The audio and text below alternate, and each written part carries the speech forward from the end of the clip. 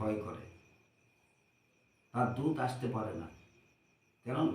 ওদের জন্য বিষ্ণু দূত আসবে, যমরাজ দূত পাঠাতে পারে না। যে দেখবে ভয়, একটু ভাবনা চিন্তা করে যাবে, যারা ভাগবত কথা শোনে তাদের কাছে তোমরা যেয়ে পড়ো না, তাহলে তাদের কাছে স্বয়ং ভগবান নিজের দূত বিষ্ণু দূতরা এসে বিষ্ণু লোকে নিয়ে যায়।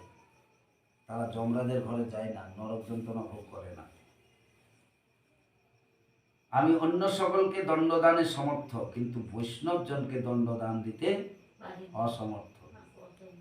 বলছে অন্যজনকে দণ্ড দিতে পারি, যমরাজ বলছে, কিন্তু আমি বৈষ্ণব জনকে, বৈষ্ণব ভক্তকে আমি কখনো দণ্ড দিতে পারি না। এই অসার সংসারে বিষয়রূপ বিষের আসক্তি, বিষয়রূপ বিষের আসক্তিতে ব্যাকুল বুদ্ধি মানুষ সব নিজের মঙ্গলের জন্য, মুহূর্তের জন্য এই সুখ কথারূপ অনুপম সুধা পান করে।